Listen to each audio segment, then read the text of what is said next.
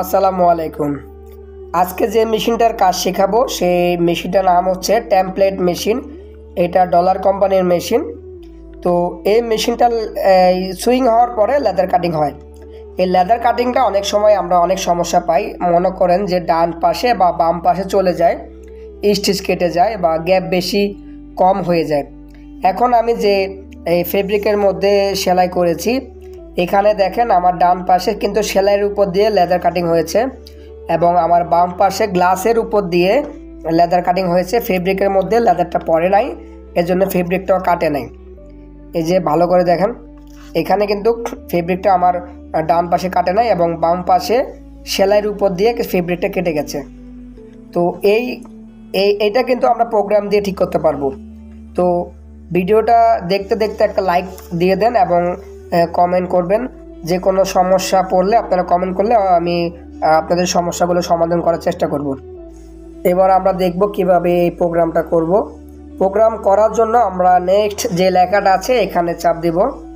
চাপ দেওয়ার পরে ম্যানুয়াল ফ্রেম শেপড, একদম নিচে লেখা আছে দেখেন ম্যানুয়াল ফ্রেম শেপড, এই বাটনে একবার চাপ দিতে হবে। এবং মনিটরের ডান পাশে লেদার ইফেক্ট, এখানে এক্স এবং ওয়াই আছে। এক্স মানে ডানে বামে করা এবং ওয়াই মানে উপরে নিচে করা।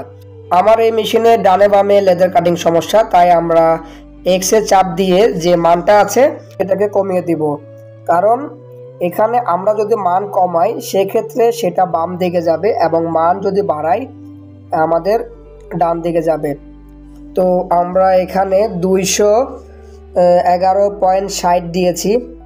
এবার কনফার্ম বাটনে একবার চাপ দিব, রিটার্ন বাটনে আরেকবার চাপ দিব, এবার রিসেট দিয়ে আরেকবার রিটার্ন বাটনে চাপ দিয়ে আমরা বের হয়ে যাব। এখন আমরা দেখব যে আমাদের সুইংটা লেদারটা কোন পজিশনে গিয়েছে। আমরা একবার ফেব্রিকে সেলাই করার পরে একটু 19-20 হলে আবার ট্রাই করব।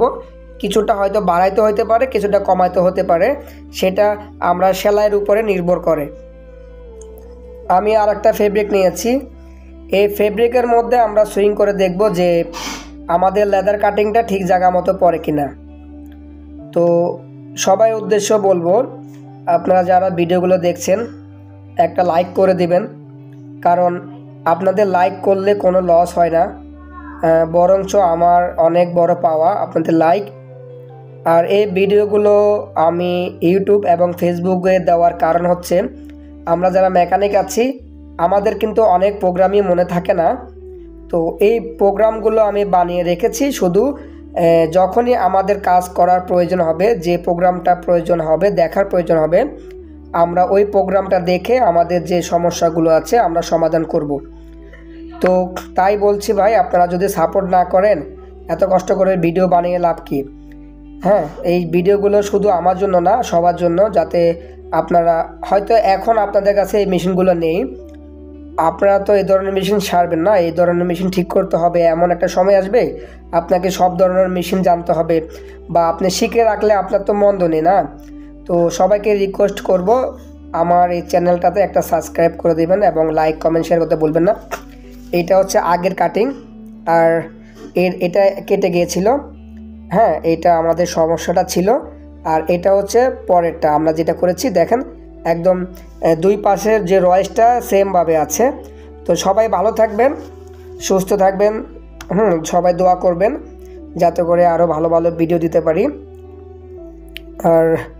আর দয়া করে একটা লাইক এবং কমেন্ট করবেন। যে কোনো সমস্যায় পড়লে আমাকে কমেন্টসের মধ্যে জানাইতে পারেন, আমি যতটুকু পারি আমি আপনাদেরকে সহযোগিতা করবো ইনশাল্লাহ। খোদা হাফেজ, সবাই ভালো থাকবেন।